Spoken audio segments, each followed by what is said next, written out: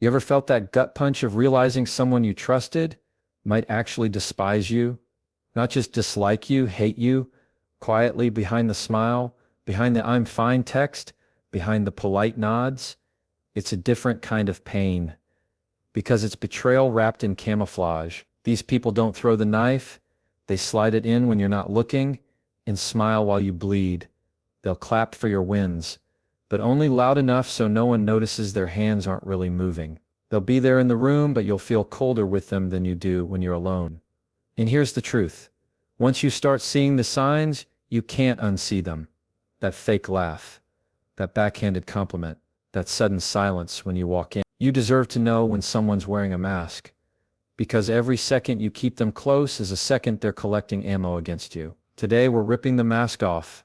A backhanded compliment is the kind of poison people slip into your drink with a smile. It's the wow, you look great today for once, or the you're actually smarter than I thought. On the surface it sounds like a nice thing to say, so if you call it out you look paranoid or overly sensitive, but your gut knows the difference between kindness and a knife wrapped in ribbon. You feel that sting, that microsecond where your chest tightens and your brain says, wait, what? That's not you overthinking, that's you catching someone trying to disguise disrespect as humor or politeness. People who secretly hate you love using backhanded compliments because it lets them attack without getting caught. They get to plant a seed of insecurity in your head and still play the I was just joking card when you call them out. That's their safety net. They want you off balance, second-guessing yourself, wondering if you're imagining things, because as long as you're busy decoding their words, you're not noticing the bigger picture. They don't want you to feel good about yourself. Think about the psychology behind it. If someone truly supports you, they lift you up without a hidden agenda. They compliment you because they mean it. They want you to feel confident, proud, strong. But someone who's threatened by you, they'll give you just enough sugar to hide the taste of the poison. They can't outright insult you, too obvious, but they can make sure that every compliment they give you has a tiny hook in it, something sharp that catches later when you're alone replaying the conversation. It's never random either. They choose moments when you're already vulnerable, right after you share an accomplishment, when you dress up for something special, or when you're feeling proud about a win. That's when they slide in with something like, I didn't expect you to pull that off. Sounds supportive, right? Until you realize what they're really saying, they never believed you could, and they just reminded you.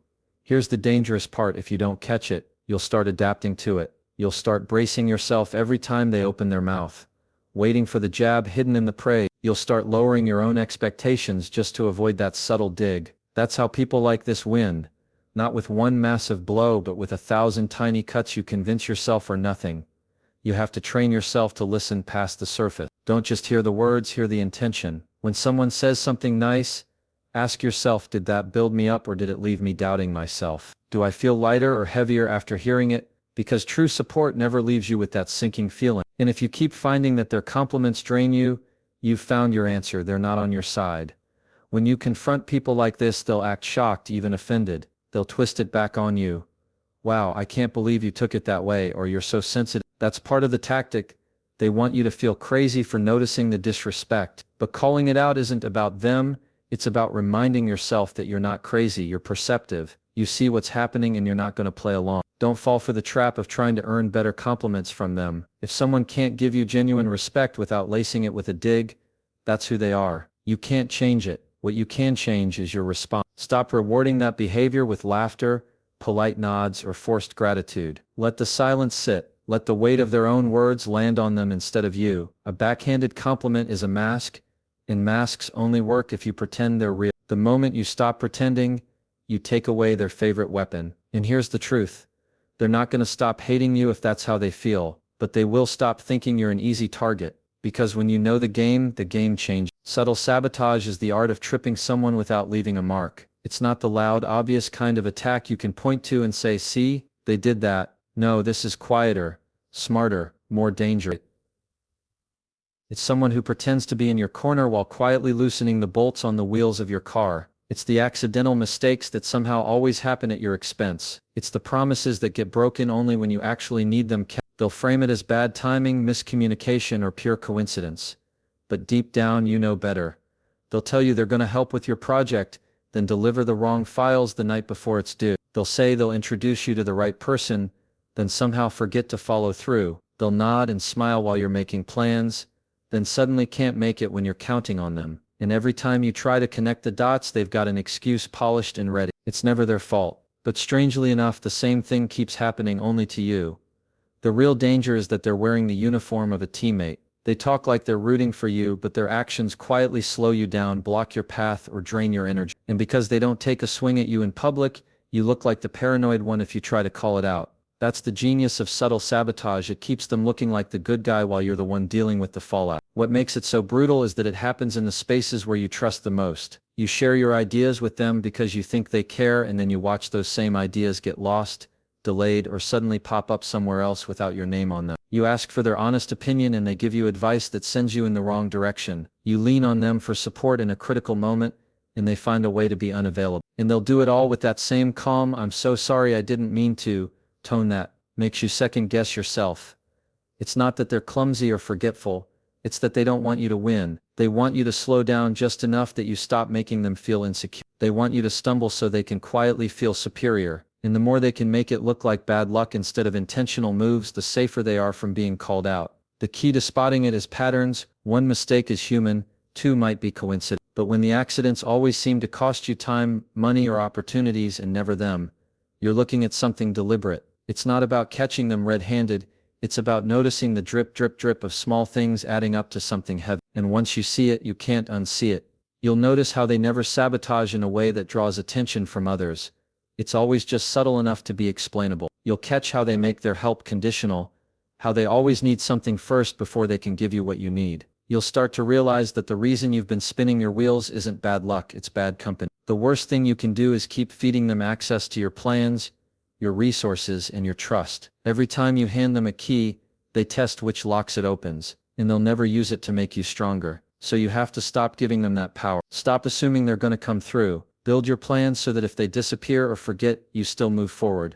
And here's the shift: you don't need to make a big dramatic scene about it. You don't need to accuse them, argue with them, or try to make them admit what they're doing. That's giving them even more energy than they deserve. All you have to do is stop letting them be the one who can trip you. Start double-checking. Start confirming. Start making sure they can't be the single point of failure in anything you care about. Subtle sabotage only works if you rely on them. Once you build your systems, your habits, and your network so that their absence or mistakes no longer slow you down, you take away their favorite weapon. And here's the thing: they'll notice. They'll realize they can't get under your skin or derail your momentum anymore. And that's when they'll either fade away completely or start showing their true colors outright. There's a special kind of betrayal in someone who claps for you in public but shuts you down in private. To the outside world, they're your biggest cheerleader. They're the one posting pictures of your wins, saying all the right words, smiling at the right time. They make it look like they're proud of you, like they've been in your corner all along. But the second the crowd disappears, so does the warmth. You're left with a version of them that's cold, dismissive, maybe even irritated that you're doing well. It's emotional whiplash, celebrated in the spotlight, punished in the shadows. This is how they protect their image while still feeding the resentment they have for you. They know they can't openly hate you without looking bad, so they perform the role of the supportive friend, sibling, partner, or coworker whenever eyes are on them. That way nobody would ever believe you if you said they're not actually on your side. And that's part of the control. They keep you questioning yourself because the contrast is so sharp. How can someone go from patting you on the back to rolling their eyes the moment no one's watching? The truth is, people like this are terrified of your success, but they're even more terrified of being exposed as jealous. So they craft this dual personality. Public them is all praise, private them is all poison. And if you're not paying attention, you'll start adjusting yourself to try and keep private them happy. You'll downplay your wins, you'll stop talking about your progress, you'll shrink in your own life so they won't turn cold on you. That's exactly what they want. Your light dimmed so theirs doesn't look so small in comparison. They're strategic about when and how they pull this switch. In a group, they might tell a story about how they always knew you'd make it, or how they taught you everything you know. It's disguised as support, but they've still made themselves part of your win, keeping them at the center. Then in private, they'll point out every flaw, every lucky break, every reason why your achievement isn't as impressive as people think. It's not enough for them to be in your life, they have to keep your place in it below theirs. What makes this especially tricky is that the public version of them might actually help you. They might introduce you to people, share your work, or talk you up in front of others. And that's what keeps you hooked. The good side of them feels so valuable that you tolerate the cold side just to keep the benefits. But here's the catch. Those public displays of support aren't for you. They're for their reputation. They're for the image they want to maintain as someone who's generous, connected, and proud of their people. Your success is just a prop in their show.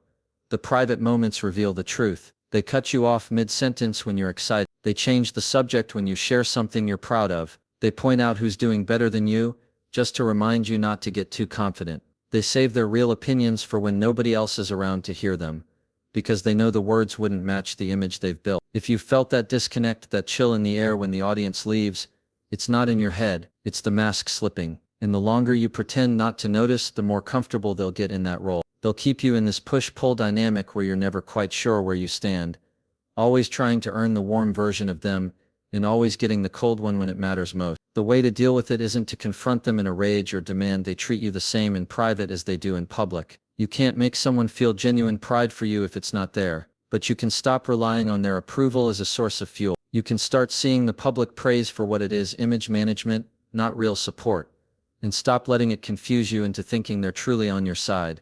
Once you stop feeding off their applause, both public and private, you take away the leverage they've been holding. You no longer feel obligated to share your wins with them. You stop measuring your worth through their reactions, and that's when you'll see just how hollow their support really is. They'll either back away completely or they'll get louder in public to compensate for the fact that they've lost control in private. People like this hate one thing more than your success. They hate not being able to shape how you feel about it. The second you stop giving them that power, you break the whole act, and you walk away knowing their cheers were never for you. They were for the mask they needed everyone else to believe. There's a certain kind of truth that's hard to swallow. You learn it the hard way when you're going through something real, something heavy, and the people you thought you could count on are suddenly nowhere to be found. These are the ones who claim to be your people when times are easy, when the drinks are flowing, when the mood is light. But the second the storm hits, they vanish. No call, no text, no knock on the door, just silence. And the silence is deafening, not because you needed them to fix everything, but because you expected them to simply be there. That's the thing about people who secretly hate you.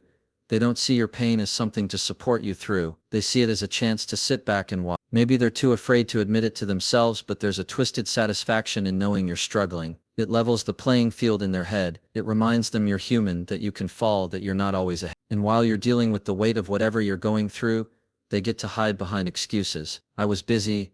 I didn't want to bother you. I figured you'd reach out if you needed me. But the truth is, they were never planning to show up in the first place. The betrayal hits different because you remember the moments you showed up for them. The nights you listened to them cry over the same problem for the 5th time. The days you moved things around to be by their side. The times you stood in their corner without hesitation. And now, when you're the one in the ring getting hit, they're sitting in the stands with their hands in their pockets. That's not just absence, that's a choice. And it's not only about hard times, sometimes it's your biggest moments that expose them. You land the job, you get the promotion, you finally cross the finish line of something you've been chasing, and they're suddenly too busy to celebrate. They don't come to the party, they don't send the message, they don't acknowledge it at all. Because being there for your wins would mean putting their ego aside long enough to genuinely be happy for you. And they can't. Here's what makes this so damaging. They've trained you to think they're dependable. They've said the words, "I've got you. I'll be, you can count on me." So when they disappear, you don't just feel disappointed, you feel stupid. You replay everything, wondering if you missed the signs, wondering why you thought they'd be different. That's where the real harm comes in. They make you question your own judgment about people, but this is where the shift happens. You stop confusing history with loyalty. Just because someone's been in your life for years doesn't mean they deserve a front row seat to every chapter. Just because you've shared good times doesn't mean they've earned the right to see you at your most vulnerable. Time doesn't equal trust, behavior does. And when the behavior is disappearing when it counts, you have your answer. It's tempting to chase them down, to ask why they weren't there, to force them to admit they let you down. But here's the truth. They already know, and their absence is the loudest answer you'll ever get. You don't need to explain to them how it made you feel. You need to let their actions speak for themselves and decide what you're going to do about it. The power move isn't slamming the door in their face or making some big announcement that you're done. The power move is simply adjusting your expectations to match reality. Stop handing out emotional credit to people who can't pay it back. Stop giving them the kind of access that allows them to keep disappointing you. When you know someone won't show up, you stop leaving them a seat at the table. And here's the thing. You might hear from them again when the storm passes, when things are light and easy again. They'll pop back in like nothing happened, ready to laugh and catch up. That's your choice point. Do you let them back in the same way, knowing they'll vanish next time? Or do you keep the door cracked just enough to be polite but never wide enough to let them hurt you again?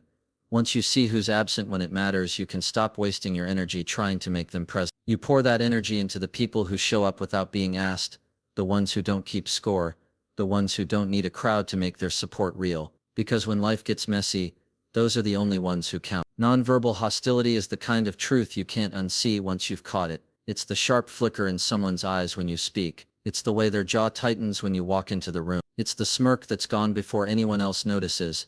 The sigh that slips out just loud enough for you to hear. The slow shake of the head when you're not even asking for their opinion. Words can lie, body language does. And when someone close to you secretly hates you, their body will tell on them every time. These moments are small, almost invisible to everyone else, but they land heavy on you because they're not accidents. That rolled eye when you share an idea, that's not fatigue, it's dismissal. That crossed arm and turned shoulder when you're talking, that's not comfort, it's rejection. They might keep their tone polite, but their face, their posture, their micro-expressions, they're screaming something entirely different, and you feel it, even if you can't explain it to anyone else. The thing about people who operate like this is that they rely on the deniability of it. You can't call someone out for the way they looked at you without sounding petty. You can't prove that the little smirk when you messed up was intentional. They know that. That's why they communicate their contempt in ways that leave you with no solid evidence.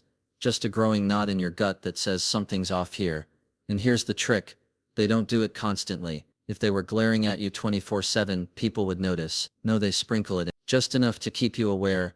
Just enough to make you feel slightly smaller every time. And when you start adjusting your behavior, holding back your opinions, toning down your excitement, avoiding eye contact, they win. They've trained you to shrink without ever saying a word. Watch how it happens in groups. You'll be talking and they'll subtly glance at someone else, rolling their eyes like they're both in on the same joke. Or you'll be explaining something and they'll check their phone mid-sentence, making you feel like your words aren't worth their time. It's a power play, plain and simple. They want you to feel insignificant without ever risking a direct confrontation. The worst part is, this kind of hostility can mess with your mind more than open conflict ever could. When someone openly tells you they have a problem with you, at least you know where you stand. You can address it, defend yourself, or walk away. But when it's all in subtle gestures and fleeting looks, you start doubting yourself. Was that really an eye roll? Did they really just maybe they were just tired, distracted, having a bad day, and in giving them the benefit of the doubt over and over, you end up tolerating behavior that chips away at you piece by piece. The way to break it isn't to obsess over catching them in the act. It's to stop needing their approval entirely. The reason those gestures sting so much is because you care what they think of you. And when you stop chasing their validation, their little performances lose their bite. They can roll their eyes until they're dizzy and it won't move you an inch. That doesn't mean you ignore it completely. You pay attention, you note the patterns, you see when it happens, who's around, and what triggers. Not so you can confront them and demand an apology. They just deny it anyway, but so you can make clear choices about how much space you give them in your life. Someone who can't hide their contempt for you doesn't deserve front row access to your energy. And here's the truth. They know you notice. They're counting on you to keep quiet about it because it's too small to make a fuss over. But those small moments add up. They change the way you see yourself, the way you speak, the way you show up. Unless you decide they don't get to have that kind of impact anymore. When you reclaim that power, something shifts. You stop shrinking. You stop scanning their face for approval or rejection. You start walking into the room like they're just another piece of furniture, present, but irrelevant. And nothing rattles someone who secretly hates you more than realizing their little games don't land anymore. Their eye rolls fall flat, their smirks go unnoticed, their sighs get lost in the noise. Because the moment you stop caring, their nonverbal hostility becomes exactly what it always was. Empty. At some point you have to stop pretending not to see it. The backhanded compliments, the quiet sabotage, the fake cheers in public that turn into silence in private, the disappearing act when you need them most, the little smirks, the eye rolls, the body language that speaks louder than their words ever could. When you lay it all out, the pattern is clear. They're not on your side. They never were. And the longer you keep giving them the benefit of the doubt, the longer you let them rent space in your head and drain the light out of your life. The truth is, you don't owe them anything. Not your trust, not your time, not your explanation. You don't have to call them out, change their mind, or prove you're worth their respect. Your job isn't to fix how they see you, it's to protect how you see yourself. And that starts with cutting off the access they've been using to chip away at you. When you stop playing along, you reclaim every ounce of power they've been quietly taking from you. You stop twisting yourself to make them comfortable. You stop looking for their applause, their validation, their approval. You walk into every room knowing exactly who you are and what you bring. And whether they clap or roll their eyes, it doesn't touch you. Because the goal isn't to make everyone like you. The goal is to live so solid in your own skin that no hidden hate, no fake smile, no silent sabotage can shake you. And when you reach that place, you'll look back and realize, You didn't lose a friend, a partner, or a supporter. You lost dead weight. And in losing it, you finally became free to run.